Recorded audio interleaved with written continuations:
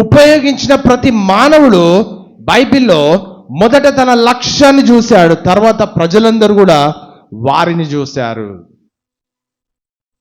ఈరోజు నేను చెప్పే అంశము, ప్రపంచము నీ వైపు చూడాలి అంటే మొదట నీవు లక్ష్యం వైపు చూడాలి. నీ లక్ష్యం ఎప్పుడు తెలుస్తుంది నీకు అంటే నీవు దేవుని వైపు చూసినప్పుడు. ఎంతమంది దేవుని వైపు చూస్తున్నారు అంటే ఎంతమంది నేను చూస్తున్నాను చెప్పగలుగుతారు? సమస్య అక్కడుంది. సమస్య ఎక్కడుంది? ఫస్ట్ మనం డీల్ చేసుకోవాల్సింది దేనితోటి? వేరుతోటి డీల్ చేసుకోవాలి. మన లక్ష్యము దేవుడు ఏర్పాటు చేసినటువంటి ప్రణాళికలోకి రావాలి అంటే దేవునితో సహవాసం కలిగి జీవించాలి. అపోస్తలుడైనటువంటి పౌలు ఫిలిప్పీలకు రాసినటువంటి పత్రిక 3వ అధ్యాయం 14వ వచనంలో మనం చూస్తే 3:14 క్రీస్తు యేసునందు దేవుని ఉన్నతమైన పిలుపునకు కలుగు బహుమానము పొందవలెనని గురి యొద్దకే పరిగెత్తుచున్నాను అని వాక్యం చెప్తా ఉంది. కాబట్టి సరిపోద్ది. వాక్యము యొక్క ముఖ్య ఉద్దేశం ఏంది అంటే అపోస్తలుడైనటువంటి పౌలు గారు గత జీవితాన్ని, సాధించిన విజయాలను లేకపోతే పొరపాట్లను విడిచిపెట్టాడు. అంటే గడిచిన లైఫ్ ఏంటి? అపోస్తలుడైన పౌలు గారి గడిచిన లైఫ్ ఏంటి అంటే సంఘాలను నాశనం చేశాడు, ప్రజలను ఇబ్బంది పెట్టాడు, లేకపోతే దేవునికి విరుద్ధంగా పనిచేసిన వ్యక్తి. గతం ఆయన పౌలు కంటే ముందు పేరేంటి? సౌలుగా ఉన్నప్పుడు. ఎప్పుడైతే దేవుని దృష్టిలోకి పడ్డాడో, ఎప్పుడైతే దేవుని దృష్టి సౌలు మీద పడిందో పరిస్థితులు మారినాయి, పద్ధతులు మారినాయి, అలవాట్లు మారినాయి, ఆలోచన విధానము మారింది. చాలా మంది జీవితాల్లో మనం చూస్తూ ఉంటున్నాం, ఎంతసేపు కూడా నేనే గొప్ప, నా అంతటోడు లేడు, నేనే ఇది నేనే అది అని అనుకుంటాం. కానీ వాక్యం ఏం చెప్తుందంటే, పౌలు గారు ఎప్పుడు చెప్పేది ఏంటంటే క్రీస్తు యేసునందలి ఉన్నతమైన పిలుపుకు కలుగు గొప్ప బహుమానం పొందవలనని గురి యొద్దకే పరిగెత్తుతున్నా అంటున్నాడు. ఆ గురి ఈరోజు నీకు తెలుసా? ఆ గురి నీకు తెలిసినట్లయితే దేవుని ప్రణాళిక నీ జీవితంలో నెరవేర్చబడుతుంది. పౌలు గారు సాధించిన విజయాలను లేకపోతే పొరపాట్లను వెనుక విడిచిపెట్టి ముందున్న లక్ష్యము వైపు మరి దృష్టి సారించాడు. ముందున్న లక్ష్యం ఏంది? దేవుని పిలుపు.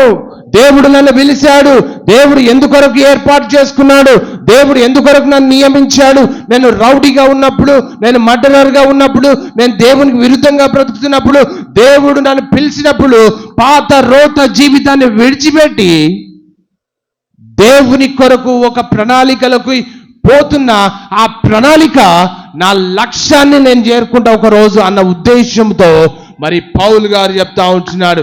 ఏంటి ఆ లక్ష్యం అంటే మనిషికి ఒక ప్రణాళిక ఉంటుంది. దేవుడు ఏర్పాటు చేసినటువంటి ఆ ప్రణాళిక ఆ పిలుపులో నిమగ్నమై ఉండాలి. ఆ పిలుపు ఏంటి అంటే లోక సంబంధమైనటువంటి పిలుపు కాదు, పరలోక సంబంధమైనటువంటి పిలుపు. ఇది క్రీస్తు యేసు ద్వారా మనకు అనుగ్రహింపబడినటువంటి ప్రత్యేకమైనటువంటి పిలుపు. ఏంటి ఆ పిలుపు అంటే క్రీస్తు రక్తంలో కడగబడినటువంటి నీవు, దేవుని చేత ఏర్పాటు చేయబడినటువంటి నీవు, దేవుని కొరకు బ్రతకాల్సినటువంటి నీవు, దేవుని కొరకు జీవించాల్సినటువంటి నీవు ఎక్కడెక్కడ కాంప్రమైజ్ అవుతున్నావు నీ జీవితంలో? ఏ విషయంలో నువ్వు కాంప్రమైజ్ అయ్యి నీ లక్ష్యానికి నువ్వు చేరుకోవాలని దేవుడు కోరుకుంటున్నాడు. మరి నిత్య జీవం అనేది ఒక బహుమానం. పరుగు పందెంలో విజేతకు బహుమతి లభించినట్లే విశ్వాస జీవితాన్ని కడవరకు నమ్మకంగా ఉంటే దేవుడు జీవ కిరీటం ఇస్తాడు. ఆ జీవ కిరీటంలోకి ఈరోజు సాధారణమైనటువంటి మనుషులు, సాధారణమైనటువంటి విశ్వాసులు మరి వెళ్ళాలి అని అనుకుంటే క్రీస్తు ఏర్పాటు చేసినటువంటి ఆ యొక్క పిలుపులో మానవులమైనటువంటి మనము నమ్మకమైనటువంటి ఆ స్థితిలో మనం ఉన్నప్పుడు మాత్రమే దేవుడు ఆ నిత్య జీవాన్ని దేవుడు మనకు అనుగ్రహిస్తాడు. మరి ఆ యొక్క నిత్య జీవమైనటువంటి ఆ పిలుపులో మనము స్థిరపరచబడినప్పుడు మాత్రమే మరి దేవుడిచ్చే బహుమానాన్ని పొందుకుంటాం.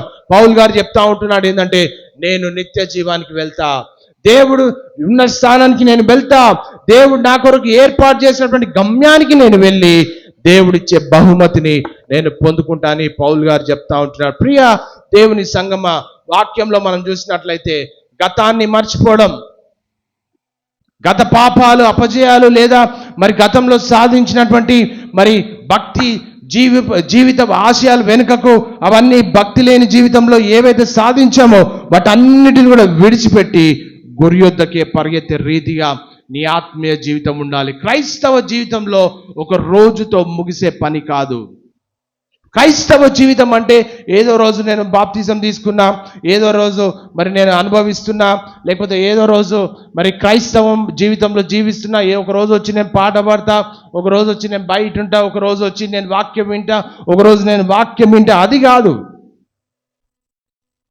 క్రీస్తులో ఆత్మీయమైనటువంటి లక్ష్యముతో, క్రీస్తులో ఆత్మీయమైనటువంటి పద్ధతిలో, క్రీస్తులో భక్తి భావనతో మనము జీవించాలని దేవుడు లేఖన భాగాల్లో నుంచి మనం చేస్తుంటున్నాం.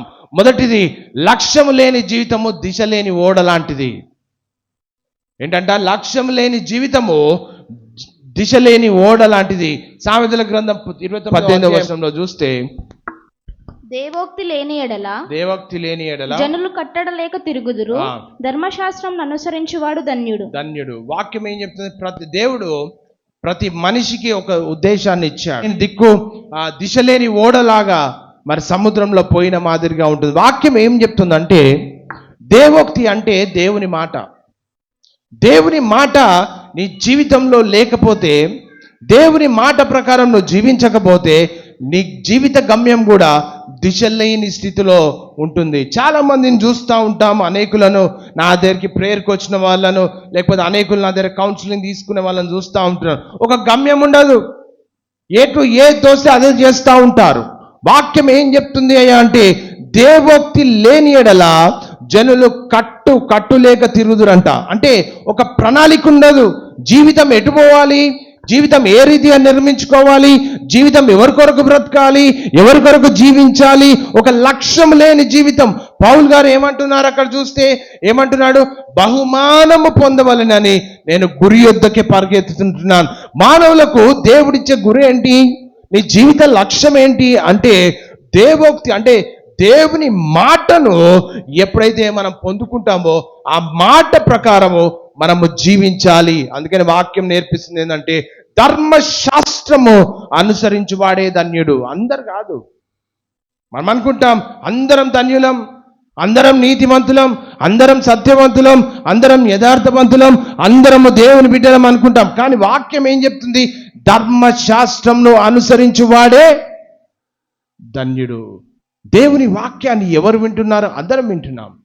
దేవుని వాక్యాన్ని ఎవరు వింటున్నారు? అందరం వింటున్నాం. దేవుని వాక్యాన్ని ఆచరించేది ఎంతమంది అంటే చెప్పాలి. ఇప్పుడు మీరు మాట్లాడాలి. దేవుని వాక్యాన్ని ఆచరించేది ఎంతమంది? కొందరే. దేవోక్తి లేకపోతే జనులు నశించిపోతారు. ధర్మశాస్త్రం అనుసరించేవాడు ఏం చేశాడంట? ధన్యత పొందుకుంటాం. కనుక మన జీవితంలో దేవోక్తి అంటే దేవుని మాట, దైవికమైనటువంటి దర్శనము లేదా దేవుని నడిపింపు ఉండాలి ఒక మనిషికి. ఆ మనిషికి దేవుని నడిపింపు లేకపోతే జీవితం అంతా కూడా అగమ్య గోచరంగా ఉంటుంది. ప్రియా దేవుని సంగమా, దేవుని యొక్క వాక్యము మనకు బోధిస్తుంది ఏంటంటే, మన జీవితానికి ఒక గమ్యము కలిగి జీవించాలి. మన జీవితంలో ఒక ఆలోచన పొందుకోవాలి దేవుని దగ్గర నుండి. అప్పుడే మరి దేవుని మాట, దైవిక దర్శనము మరి దేవుని యొక్క ప్రణాళికలో మనం చేర్చబడతాం. సమాజంలో లేకపోతే ఒక వ్యక్తి జీవితంలో లేకపోతే దేవుని మార్గదర్శనం లేకపోతే ప్రజలు తమ ఇష్టానుసారమైనటువంటి జీవితంలో, మరి అదుపు తప్పిన జీవితంలో, మరి లోకంలో ఉన్నటువంటి భ్రష్టత్వంలోకి చాలా మంది మరి వెళ్ళిపోతూ ఉంటారు. ఎందుకంటే గమ్యం లేని జీవితం ఉండదు. చాలా మంది దాంపత్య జీవితంలో చెడిపోతూ ఉంటారు, లక్ష్యం లేని జీవితంలో, లేకపోతే బిజినెస్లు స్టార్ట్ చేస్తుంటారు, లక్ష్యం లేని జీవితంలో ఫెయిల్యూర్స్ అనుభవిస్తూ ఉంటారు. ఎందుకు? లక్ష్యం ఉండదు. బైబిల్ చెప్తుంది, ఒకవేళ దేవుని మాటను కనుక మరి పట్టుకొని దేవుని దర్శనం ప్రకారం మనం వెళ్తే, ధర్మశాస్త్రాన్ని అనుసరిస్తే దేవుని ప్రణాళికలోకి మనం చేర్చబడతాం. ఆ పని దేవుడు ఆశీర్వదిస్తాడు. సమాజంలో చాలా మంది కూడా గందరగోళానికి, నైతిక పతనానికి దారితీస్తుంది. ఎందుకంటే గమ్యం లేని జీవితమే. జీవితాలు నాశనం అవుతున్నాయి. ఎందుకు? గమ్యం లేని జీవితమే. పౌలు గారు ఏం చెప్తున్నాడు? నేను గురి యొద్దకే పరిగెత్తుతున్నా. ఆ గురిని నువ్వు కలిగి ఉన్నావా? ఏంటి నీ గురి ఈరోజు?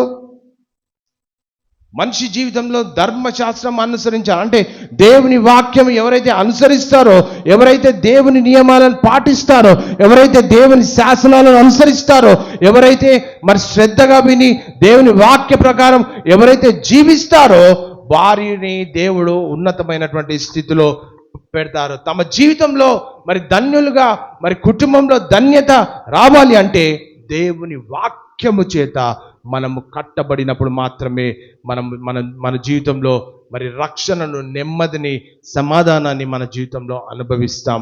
చాలా మందిని చూస్తే నెమ్మది లేని జీవితం, కష్టాల వలయంలో ఉంటారు, బాధలు ఉంటారు. ఎందుకు? లక్ష్యం ఉండదు. ఎటు పడితే అప్పుడప్పుడే నిర్ణయాలు తీసుకుంటారు. ఇటు అటు తిరుగులాడతారు. 50-60 సంవత్సరాలు వచ్చినా ఒక లక్ష్యం ఉండదు, ఏముండదు. ఎటు పడితే అటు పోతూ ఉంటున్నారు.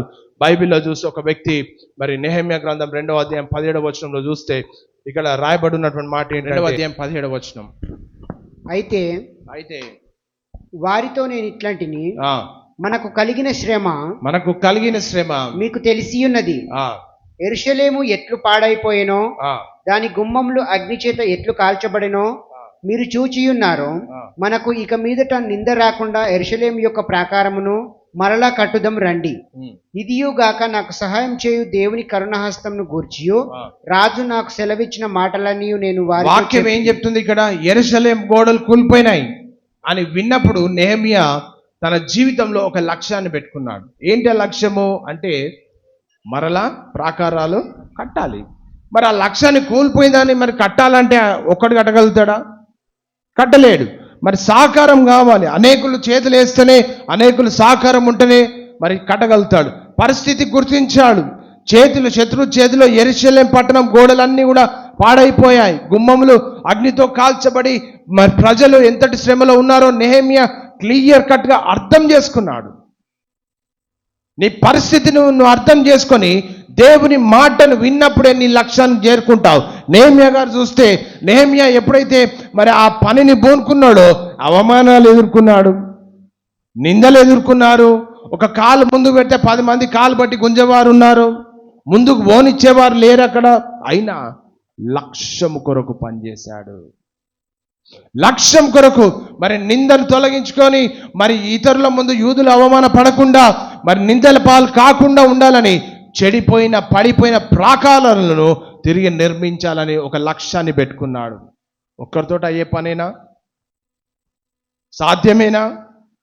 దేవుడు తోడుగా ఉంటే సమస్తము సాధ్యమే. చూస్తే కేవలము సమస్యను మాత్రమే చూడకుండా దాన్ని పరిష్కరించాలని అనేకులను ప్రోత్సహించుకొని, కలుపుకొని మరి అందరినీ కూడా దాంట్లో ఇన్వాల్వ్ చేసే, కార్యోన్ముఖులను చేసి మరి దేవుని కొరకు పని చేసే వారిగా మరి ఆయన నెహెమ్యా గారు ఉన్నారు. అతడు ప్రజలను మరి విమర్శలను చూడలేదు, కానీ ఒక లక్ష్యాన్ని మాత్రమే చూశాడు. తద్వారా లక్ష్యాన్ని సాధించాడు. మన జీవితంలో దేవుడు మనకిచ్చిన లక్ష్యం ఏంటి? గమ్యం ఏంటి? అసలు లక్ష్యమే లేదు మనకు. ఏ రీతిగా దేవుని ప్రణాళికలోకి వస్తాం? ఈరోజు చూస్తే దేవోక్తి లేకుండా నువ్వు జీవిస్తున్నావేమో, దైవిక దర్శనం లేకుండా నీ జీవిత గమ్యం ఎటో పోతుందేమో, అప్పుల పాలు, సమస్యలు, కష్టాలు, కుటుంబంలో కలహాల చేత నువ్వు ఉన్నావేమో. ఒక లక్ష్యాన్ని కలిగి ఉండు, దేవుడు నిన్ను నడిపిస్తాడు. నెహెమ్యా గారు ఒకరే ఎప్పుడైతే ఆ ప్రాకారాలు పడిపోవడం చూశాడో అప్పుడు లక్ష్యాన్ని పెట్టుకున్నాడు. నేను దేవుని సహాయంతో నేను ఏర్పాటు చేసుకున్నటువంటి ఆ లక్ష్యాన్ని నేను చేరుకోవాలి. రెండవది, లక్ష్యం వైపు చూసేవాడు ఆటంకాలను, అవకాశాలను చూస్తాడు. యెషయా గ్రంథం 50వ గ్రంథం 7వ వచనంలో మనం చూస్తే, ప్రభువు యెహోవా నాకు సహాయం చేయవాడు గనుక నేను సిగ్గుపడలేదు. దేవుడు మనతో ఉంటే మనం సిగ్గుపడం. ఇక్కడ చూస్తే నేను సిగ్గుపడనని ఎరిగి నా ముఖము చెక్కుముక్కి రాతి వలె చేసుకుంటునని వాక్యం చెప్తా ఉంది. ప్రభువు యెహోవా నాకు సాయం చేయడు కనుక నేను సిగ్గుపడను. ఈరోజు ఒక బిజినెస్ చేద్దామంటే ఆలోచన లేదేమో, ఒకవేళ నష్టం జరిగితే ఏమవుతుంది, అవమానం పొందుతామేమో, లేకపోతే ఇంకొకటి చేస్తే నష్టమైతే అందరు నవ్వుతారేమో అనుకుంటాం. కానీ లక్ష్యము కలిగి ఉండాలి. ఆ లక్ష్యము నిన్ను ప్రభు లోపటికి నడిపిస్తుంది. ఆ లక్ష్యము జీవితంలో ఎటువంటి కష్టాలు వచ్చినా, సవాళ్ళు ఎదురైనా, మరి ఎన్ని ఇబ్బందులు వచ్చినా, ఎంతమంది తృణీకరించినా దేవుడే సహాయంగా ఉండి ముందుకు నడిపిస్తాడు. బైబిల్ ఏం చెప్తుంది? ప్రవక్త గారు చెప్తున్నారు, ప్రభువు యెహోవా నాకు సహాయకుడు. ఎవరు ఎన్ని మాటలన్నా, ఎవరు ఏ రీతిగా ఉన్నా, నా లక్ష్యము దేవుని కొరకుంది. దేవుడి మీద నేను ఆధారపడుతున్నా. దేవుని కొరకే నేను జీవించాలి, దేవుని కొరకే బ్రతకాలి. బంధువులంతా అన్యులైనా, ఇతరులు ఇంకో రకంగా ఉన్నా, నేను దేవుని నమ్ముకున్నా, దేవుని కొరకే నేను జీవించాలి. ఈరోజు ఏ విషయంలో నువ్వు కాంప్రమైజ్ అవుతున్నావు? బంధువులు ఇతర వాటికి పిలుస్తుంటే పోయి అక్కడ కూడా వారు చేసినట్టు చేస్తున్నావేమో. దేవుడు దాన్ని అంగీకరించాడు. ప్రజలను మభ్యపెట్టడానికి, ప్రజలను సంతోషపెట్టడానికి మనం చేస్తున్నామేమో. ఒక రోజు లక్ష్య సాధనలో నువ్వు ఓడిపోతావు. ప్రియా దేవుని సంగమా, నీ జీవితంలో విశ్వాసం ఉంచే వారికి దేవుడు సహాయకుడిగా ఉంటాడు. ఆయన తోడుగా ఉన్నప్పుడు ఏ శత్రువు కూడా మనల్ని ఇబ్బంది పెట్టాడు, అవమానానికి గురి చేయడు. దేవుని యొక్క పద్ధతిలో నువ్వు పెరగాలని ఆయన కోరుకుంటా ఉంటున్నాడు. అందుకని ఇక్కడ వాక్యంలో చూస్తే దేవుడే మనకు సహాయం చేస్తాడంట. ఈరోజు ఏ సమస్యలో నువ్వు స్టక్అప్ అయిపోయినావు, ఏ సమస్యలో నువ్వు ఆగిపోయినావు, ఏ సమస్యలో నువ్వు ఉన్నావు, ఒకసారి దేవుని సహాయం చేత నువ్వు లేచి నిలబడి దేవుని కొరకు నిలబడితే నీ లక్ష్యాన్ని నువ్వు ఛేదించుకుంటావు. నీకు ఏర్పాటు చేసినటువంటి గమ్యం మీద ఉండాలి నీ లక్ష్యం. దేవుని మీద ఉండాలి మన లక్ష్యం. ఎప్పుడైతే దేవుని మీద లక్ష్యం ఉంటుందో ప్రతి అడుగును ఆయన స్థిరపరుస్తాడు, బలపరుస్తాడు, ముందుండి నడిపిస్తాడు. ఆయననే సహవాసం చేసుకొని ఆయననే నీకు సహాయం చేస్తాడు. స్థిరమైనటువంటి ధైర్యవంతమైన సంకల్పాన్ని మనం కలిగి ఉండాలి. నెహెమ్యా గారికి అన్ని ఆటంకాలే వచ్చినాయి, అన్ని అవరోధాలే వచ్చినాయి. కుటుంబంలో లేకపోతే మరి ఆయన ఏ పని చేద్దామన్నా కానీ ఇబ్బందులు కలిగినాయి. అయినా అందరినీ పోగేసుకొని మందిరాన్ని, అది ప్రాకారాన్ని కట్టడానికి బయలుదేరాడు, గమ్యాన్ని చేరుకున్నాడు. ఈ అధ్యాయంలో చూస్తే 50వ అధ్యాయం ప్రవచనాత్మకంగా యేసుక్రీస్తు పడిన శ్రమలను, ఆయన చూపిన విధేయతను చూపిస్తుంది ఈ వాక్యం. యేసుక్రీస్తు కూడా ఎందుకొరకు వచ్చాడు? ప్రజలందరినీ కూడా రక్షించాలి. యేసుక్రీస్తు రాకపోతే ఎవరికి కూడా పరలోక రాజ్యంలో స్థానం లేకుండే. ప్రతి ఒక్కరిని కూడా దేవుడు పరలోక రాజ్యం తీసుకుపోవడానికి యేసుక్రీస్తు మన కొరకు భూమి మీద జన్మిస్తే నానా ఇబ్బందులు పెట్టారు, కష్టాల పాలు చేశారు, అవమానపరిచారు, తృణీకరించబడ్డాడు, హేళన చేశారు. అయినా లక్ష్య సాధన కొరకు పనిచేశాడు, నిలబడ్డాడు యేసుక్రీస్తు. శిల్వ మరణానికి వెళ్ళేటప్పుడు యేసుక్రీస్తు కూడా ఎంతో నిశ్చలమైన ధైర్యంతో దేవుని చిత్తాన్ని నెరవేర్చడానికి దృఢ సంకల్పంతో శిలువ యాగం చేశాడు. ఆయన మరణము, పునరుత్థానము లేకపోతే మరి ద్వారా సర్వలోక మానవులందరికీ కూడా విమోచన ఇచ్చేటట్టు యేసుక్రీస్తు చేశాడు. అమ్మ, నన్ను అందరూ కూడా తృణీకరిస్తున్నారు, అందరు కొరడాలతో కొడుతున్నారు, అందరు నన్ను హేళన చేస్తున్నారని ఆ గమ్యాన్ని వదిలిపెట్టి పోతే ఈరోజు నీకు నాకు పరలోక రాజ్యంలో స్థానం ఉండేది కాదు. ఈరోజు ఒక లక్ష్యాన్ని కలిగి యేసుక్రీస్తు భూమి మీద నెరవేర్చాడు. ఆ లక్ష్యం ద్వారా ఈరోజు మనకు ఒక గురి ఏర్పడింది. ఆ గురిలోకి మనం వెళ్ళాలి అంటే దృఢమైనటువంటి విశ్వాసంతో, దృఢ సంకల్పంతో దేవుని వాక్యం మీద మన జీవితాన్ని కట్టుకున్నప్పుడు మాత్రమే ఉన్నతమైనటువంటి స్థితిలోకి మనం వెళ్తాం. మనం కూడా దేవుని మార్గంలో నడుస్తున్నప్పుడు నిందలు, కష్టాలు వస్తే అధైర్యపడకుండా క్రీస్తు కొరకే సాక్షి బిడ్డలుగా ఉండాలి. ఏదో కాంప్రమైజ్ అవుతున్నామేమో కొన్ని చిన్న చిన్న విషయాలు, వాళ్ళ పండుగలకు పిలిచి నేను కూడా పోతున్నా అని పోతున్నామేమో, లక్ష్యము మిస్ అయిపోతావు. జాగ్రత్త. ఈ చిన్న చిన్న కాంప్రమైజ్లతోటి నీ లక్ష్యాన్ని మిస్ అయితే పరలోక రాజ్యము మిస్ అయిపోతావు. ఎక్కడున్నావు? నీ ఆత్మీయ స్థితి పరీక్షించుకొని క్రీస్తు కొరకు బ్రతికే రీతిగా మనం ఉండాలి. దేవుడు మన పక్షాన ఉన్నాడని గ్రహించి ఆత్మ విశ్వాసంతో స్థిరత్వంతో క్రీస్తులో దినదినం కూడా ఎగురుతూ సాగిపోతూ విశ్వాస యాత్రను దేవుని కొరకు నిశ్చలమైనటువంటి స్థితిలో మనకు ముందు వెళ్తూ గమ్యం వైపు నడిచినప్పుడు మాత్రమే దేవుని ప్రణాళిక మన జీవితంలో నెరవేర్చబడుతుంది. ప్రియ దేవుని సంగమా, లక్ష్యమున్నవారు సమస్యలను చూసి వెనక్కి దగ్గరు, లక్ష్యమున్నవారు ముందుకు వెళ్ళిపోతారు అంతే. ప్రియ దేవుని సంగమా, బైబిల్లో చూస్తే మరి మొదటి సమూయేలు గ్రంథం 17వ అధ్యాయం 26వ వచనంలో మనం చూసినట్లయితే, దావీదు జీవము గల దేవుని సైన్యమును తిరస్కరించుట ఈ సున్నతి లేని ఫిలిస్తీయుడు ఎంతటి వాడో వాని చంపి ఇశ్రాయేల్ నుండి మీ నింద తొలగించిన వానికి బహుమతి యేసుని తన యొద్ద నిలిచిన వారిని అడగగా, బహుమతి ఏమని తన యొద్ద నిలిచిన వారిని అడగగా, ఇజ్రాయేల్ సైన్యాన్ని భయభ్రాంతులకు గురి చేస్తున్నాడు గొలియాతు. ఈ స్టోరీ అంతా మనకు తెలుసు. మరి ఇశ్రాయేలీల వీరుని చూసి అందరూ పారిపోతున్నటువంటి క్రమంలో దావీదు అక్కడ నిల్చుండి మరి మాట్లాడినటువంటి మాటలుగా ఇవి బైబిల్ చెప్తా ఉంది. గొల్యాతును చంపిన వారికి ఏమొస్తుందంట? బహుమతి వస్తుందంట. అంతేనా? బహుమతి వస్తుంది. మరి ఏంటి ఆ బహుమతి అంటే, మరి ఇజ్రాయిల్లో ఒకడు వచ్చిన ఆ మనిషిని, మరి ఆ గొల్యాతు ఎంత పొడుగుంటాడంటే ఇజ్రాయెల్ ప్రజలంతా నామమాత్ర వారే, చిన్నవారే, కానీ ఆజానుడు అంటే ఢీకొనలేడు. కానీ దావీదులో మనోస్థైర్యాన్ని పెంచుతుంది ఆయన యొక్క మాటలు. ఎందుకు అంటే, వాని చంపిన వానికి రాజు బహుగా ఐశ్వర్యం కలగజేసి మరి అక్కడ ఉన్న తన కుమార్తెను పెళ్లి చేస్తాడని, మరి తన ఇంటి వారిని ఇజ్రాయెల్ స్వతంత్రులుగా చేస్తాడని అక్కడ ప్రకటిస్తున్నప్పటికీ ఎవ్వరు కూడా ముందుకు వస్తలేరు అక్కడ ఆయన చంపడానికి. దావీదు మాత్రము దృఢ సంకల్పంతో కలిపి ఒక లక్ష్యాన్ని పెట్టుకున్నాడు చేతిలో. ఇజ్రాయేల్ ప్రజలు అంటే ఎవరు? దేవుని ప్రజలు. ఇజ్రాయేల్ ప్రజలు అంటే ఎవరు? దేవుడు ఏర్పాటు చేసుకున్న ప్రజలు. దేవుడు ఏర్పాటు చేసుకున్న ప్రజలను సున్నతి లేని వ్యక్తి ఎలా అవమానిస్తాడు? అదొక లక్ష్యం. నేను వాడిని కొట్టాలంతే. దేవుడు నాకు సహాయం చేసే దేవుడుగా ఉన్నాడు. దేవుడు ఇచ్చినటువంటి ధైర్యంతో, దేవుడు ఇచ్చినటువంటి బలంతో నేను ఎదుర్కొంటా. దావీదు విశ్వాసం ఏంది? ఇజ్రాయెల్ సైన్యం కేవలం మానవ సైన్యంగా చూడట్లేదు అక్కడ. దావీదుకున్నటువంటి విశ్వాసం ఏంది? మేమందరం సాధారణమైన మనుషులం కాదు, మనుషులమే, కానీ మా వెనకాల ఎవరున్నారు? దేవుడున్నాడు. జీవము గల దేవుని సైన్యంగా మేమున్నామని దావీదు గారు గుర్తు చేసుకొని రంగంలోకి దిగాడు.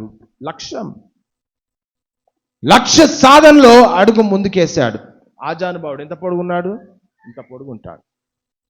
నిలబడతామా? మనం నిలబడితే చిన్న చీమలాగా ఉంటాం. కానీ దావీదు గారు ఏం చూస్తున్నారు? లక్ష్యాన్ని చూస్తున్నాడు. ఏంటి లక్ష్యము? కొట్టేయాలి అంతే. దేవుని నిబంధన లేని, సున్నతి లేని ఒక అన్యుడు దేవుని ప్రజలను అవమానించడాన్ని దావీదు గారు సహించలేకపోయాడు. గొల్యాతు వంటి బలవంతుడు అయినప్పటికీ దేవుని శక్తి ముందు వాడు చాలా అల్పుడని దావీదు ఎంచుకొని రంగంలోకి దిగాడు. దావీదునకు దేవుని నామం పట్ల ఉన్నటువంటి భక్తి, ఆయనకున్నటువంటి మరి అంతేకాకుండా నామం పట్ల ఉన్నటువంటి భక్తి, ఆయన శక్తుల పట్ల ఉన్నటువంటి నమ్మకం స్పష్టంగా ఈ వాక్యంలో నుండి మనం తీసుకోవచ్చు. ఎందుకంటే దావీదు రంగంలోకి దిగితే దావీదుతో పాటు వచ్చేది ఎవరు అంటే దేవుని యొక్క శక్తి.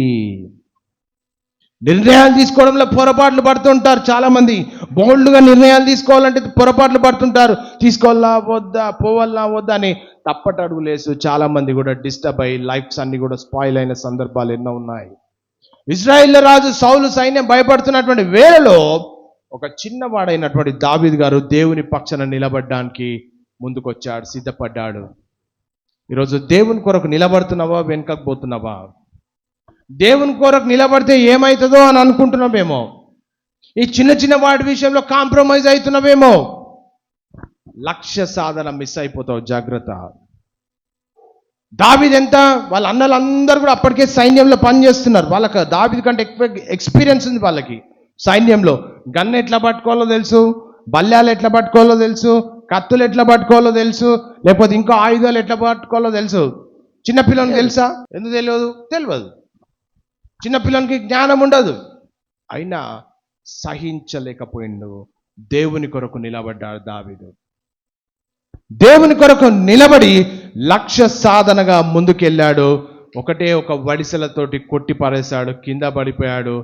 మరుక్షణము కొద్ది రోజుల తర్వాత రాజుగా, ఇజ్రాయేలును పరిపాలించే రాజుగా నియమించబడ్డాడు. ఎందుకు? దావీదు ఒక లక్ష్యం కొరకు పనిచేసినటువంటి వ్యక్తి.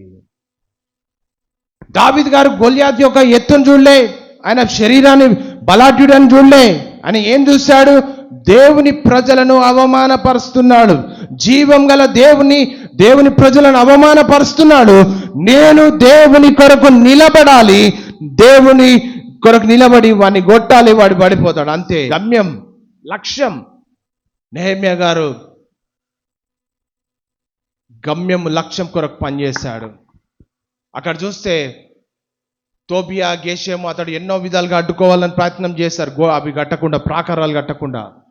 కానీ నెహెమ్యా ఏమన్నాడంటే 6వ అధ్యాయం 3వ వచనంలో ఉంటుంది, ఇక్కడ ఏమని రాయబడింది అంటే, అందుకు నేను చేయి పని గొప్పది, నేను చేయనది పని గొప్పది, దాన్ని విడిచి నీ యొద్దకు వచ్చుటకై. స్పష్టంగా చదువుదాం. అందుకు నేను చేయి పని గొప్పది. ఏమంటున్నాడు నెహెమ్యా గారు? నేను చేయి పని గొప్పది, దానిని విడిచి మీ యొద్దకు వచ్చుటకై నేను దానిని ఎందుకు ఆపవలెను? చూసారా ఏమంటున్నాడు? ఆయన గురి అంత ఎక్కడుంది? ఆయన లక్ష్యం మీద పని చేస్తుంది. ఆయన చేసే పని ఏంది? గొప్ప పని. ఎవరో వచ్చి డిస్టర్బ్ చేస్తుంటే నేను ఎందుకు రావాలి? నేను రాలేనని చెప్పుటకు దూతలను పంపితిని. చూసారా ఎంత గొప్ప సమాధానం? ఈరోజు మన దగ్గర కూడా ఆటంకాలు వస్తాయి. అక్కడ పండుగ చేస్తున్నాం రండి అంటే నేను రాలేనని చెప్పొచ్చా? చెప్పగలుగుతామా? దేవునిలో నిలబడ్డప్పుడు, దేవుని కొరకు జీవించినప్పుడు మన బంధువులు వీళ్ళు పిలుస్తుంటారా, మా ఇంట్లో ఈ ఫెస్టివల్ ఉంది, ఆ ఫెస్టివల్ ఉంది, నేను రాలేనని చెప్పగలుగుతామా? నెహెమ్యా గారు చెప్పాడు ఇక్కడ. మనం చెప్తామా? సాధ్యమా?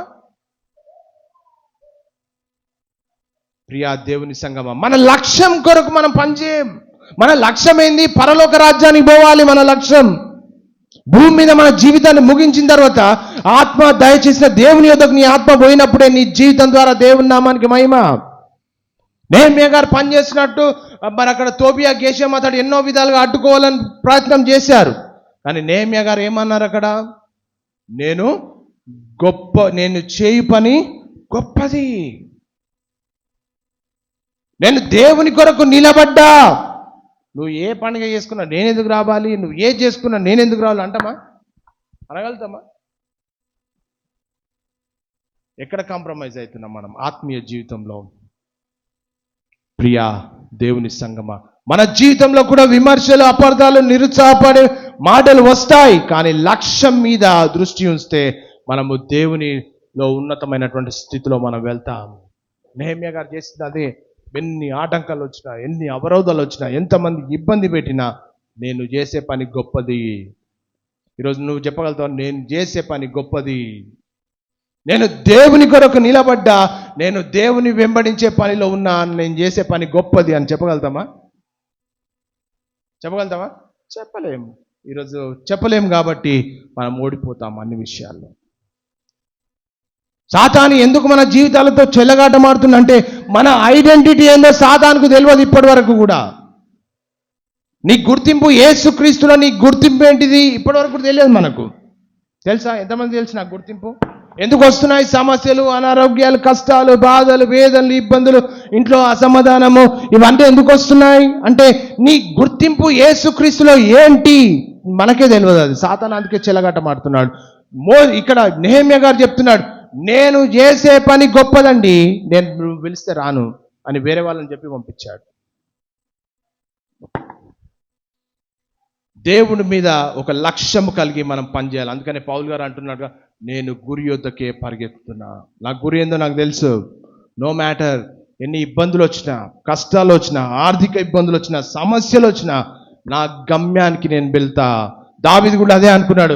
నువ్వు ఆజానుభావుడు, ఎంత పొడుగున్నా, ఎంత లావుగున్నా, ఎంత శక్తి బలమున్నా, నా వెనుకాల నా దేవుడు ఉన్నాడు, నేను కొట్టి పడేస్తా అంతే. ఆ రోషము మనకెందుకు లేదు విశ్వాసులంగా? మనకెందుకు మిస్ అయిపోతుంటున్నాం? మన జీవితంలో లక్ష్యం కొరకు పనిచేయాలని దేవుడు కోరుతా ఉంటున్నాడు. ఈ మధ్యాహ్న కాల వేళలో నీ జీవితంలో నీకు ఏ విషయంలో నువ్వు లక్ష్యం కోల్పోతున్నావు? ఏ విషయంలో నువ్వు లక్ష్య సాధనలో విడిపోతుంటున్నావు? ఈరోజు ఒక లక్ష్యాన్ని పొందుకో, దేవుని దగ్గరికి వెళ్ళి ఒక విజయాన్ని పొందుకో. సామెతల గ్రంథంలో ఏమనుంది అక్కడ? వచనం 29:18 వచనం, దేవోక్తి లేని ఎడల జనులు కట్టులేక తిరుగుదురు, ధర్మశాస్త్రం అనుసరించువాడు ధన్యుడు. నీ జీవితంలో ఒక దర్శనాన్ని పొందుకో ఈరోజు. దేవా, నా భవిష్యత్తును నేను ఎట్లా కట్టుకోవాలి? నా భవిష్యత్తు చిందరవందరం అయిపోతుంది దేవా, నా భవిష్యత్తును నేను ఏ రీతిగా నిర్మించుకోవాలి? అడుగు దేవుని. ఈరోజు దేవుడిస్తాడు. నేను ఒక మంచి బిజినెస్ మ్యాన్గా నేను నిలబెడతా అన్నాడు అనుకో, కథం అయిపోయినట్టే. ఇంక మార్గము లేని చోట దేవుడు మార్గం తెరిచాడు. వెనుక ఫరో, ముందట ఎర్ర సముద్రము, మార్గమే లేదు. వెనుక ఆగిపోతే ఫరో చంపేస్తాడు ఇజ్రాయెల్ ప్రజలను. కానీ దేవుడు ఇన్వాల్వ్ అయ్యాడు. ఎర్ర సముద్రం పాయలుగా చేయబడింది, మార్గము తిరగబడ్డదు. ఫరో సైన్యం అంతా కూడా సముద్రంలో పడి మునిగిపోయింది.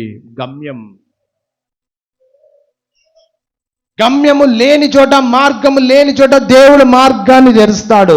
ప్రియ దేవుని సంగమా, ఎప్పుడంటే నువ్వు దేవుని కొరకు రోషము కలిగిన విశ్వాసిగా ఉంటే. బైబిల్ చెప్తుంది, దేవోక్తి లేని ఎడల జనులు కట్టులేక తిరుగుదురు, ధర్మశాస్త్రాన్ని అనుసరించువాడు ధన్యుడు. దేవుని వాక్యము ఏం బోధిస్తుందో, దేవుని వాక్యం ఏం నేర్పిస్తుందో, దేవుని వాక్యము నీకు ఏ రీతిగా నడిపిస్తుందో దాన్ని తూచా తప్పకుండా పాటించి క్రీస్తు కొరకు ఒక సాక్షిపిడగా ఎప్పుడైతే మనం జీవిస్తామో అప్పుడు దేవుని ప్రణాళిక నీ జీవితంలో ఎస్టాబ్లిష్ అవుతుంది. ఈరోజు గమ్యం లేని స్థితిలో తిరుగులాడుతున్నావేమో, దేవోక్తి లేని ఎడల జనులు కట్టులేక తిరుగుతున్నారేమో, కానీ నువ్వు దేవుని వాక్యాన్ని అనుసరిస్తే నువ్వు ధన్యునిగా మిగిలిపోతావు. దేవుని రాజ్యానికి నువ్వు చేర్చబడతావు. పౌలు గారు చెప్తుంది, ఒక మాట చదువుకొని ముగించుకుందాం. క్రీస్తు యేసునందు దేవుడు ఉన్నతమైన పిలుపునకు కలుగు బహుమానం పొందవలని గురి యొద్దకే పరిగెత్తున్నా. ఏంటి నీ గురి? నీ లక్ష్యం ఏంటి? ఒక ఐఏఎస్ ఆఫీసర్ కావాలని అనుకుంటున్నావా? లేకపోతే ఒక మంచి ప్రిన్సిపల్ కావాలని అనుకుంటున్నావా? లేకపోతే ఒక మంచి బిజినెస్ మ్యాన్ కావాలని అనుకుంటున్నావా? లేకపోతే నువ్వు ఎక్కడ ఉండాలని అనుకుంటున్నావు? గురి యొద్దకే పరిగెత్తాలంటే దేవుని వాక్యం విను, దేవుడి లక్ష్యాన్ని పొందుకో, గురి యొద్దకు పరిగెత్తు. నీ అంతిమమైనటువంటి బహుమానం ఎక్కడ దొరుకుతుందంటే నిత్య జీవం. దేవుని మాట చొప్పున ఎప్పుడైతే మనం నడుచుకుంటామో అప్పుడు నిత్య జీవంలోకి మనం వెళ్తాం. పౌలు గారు గతాన్ని మర్చిపోయాడు. అయిందేదో అయిపోయింది, నేను ఈ రోజు నుంచి క్రీస్తు కొరకు యోగ్యకరమైన జీవితాన్ని జీవిస్తా. పౌలు జీవిత చరిత్రను చూస్తున్న భయంకరమైనటువంటి, ఆయన చిందరవందరము సంకరమైనటువంటి పరిస్థితులలో మరి క్రిస్టియన్ చర్చ్ కి పర్సిక్యూషన్ చేస్తూ అనేక రీతులుగా ఇబ్బందులు పెట్టిన వ్యక్తి ఒకసారి దేవునితో ఎన్కౌంటర్ అయిన తర్వాత ప్రపంచమంతా కూడా ఎవరిని చూస్తుంది? పౌలును చూస్తుంది. పౌలు ఇట్లా నీడ పడితే, అడుగు పెడితే గొప్ప కార్యాలు దేవుడు చేశాడు. ఎందుకు? ఒకసారి దేవుని మాటను విన్నాడు, దేవుని కొరకు బ్రతకడం ప్రారంభించుండు. ప్రపంచమంతా కూడా పౌలును చూసింది. ఈరోజు పౌలు ఒక సంఘ సంస్కర్తగా ప్రపంచానికి దేవుడు పరిచయం చేశాడు పౌలును. అపోస్తులైన పౌలు ప్రపంచమంతా తెలుసు. ఒక విలేజ్కి కాదు, ఒక పట్టణానికి కాదు, ఒక దేశానికి కాదు, ప్రపంచమంతా కూడా తెలుసు పౌలు గారు ఎవరో. ఈరోజు మనం తెలుసా? ఎవరు తెలుసు? మనం ఎంతమందికి తెలుసు? ప్రియ దేవుని సంఘం, అందుకనే లక్ష్య సాధన కొరకు మనం పనిచేసినప్పుడు మాత్రమే దేవుని ప్రణాళిక మన జీవితంలో నెరవేర్చింది. ఈ పిలుపు లోక సంబంధమైన పిలుపు కాదు, ఈ పిలుపు పరలోక సంబంధమైన పిలుపు. ఇది క్రీస్తు యేసు ద్వారా దేవుడు మనకు అనుగ్రహించినటువంటి ప్రత్యేకమైనటువంటి గిఫ్ట్, సాల్వేషన్. కనుక నీ జీవితంలో నిత్య జీవం అనే బహుమానము పొందుకోవాలంటే పరుగు పందెంలో దేవుని కొరకు పనిచేయి, నమ్మకంగా జీవించు. నో మ్యాటర్ ఎన్ని వచ్చినా దేవుని కొరకు లక్ష్య సాధనలో దేవుని కొరకు పనిచేయి. దేవుడు గొప్ప కార్యాలు చేస్తాడు. ఈ కొద్ది మాటలు దేవుడు దీవించును గాక.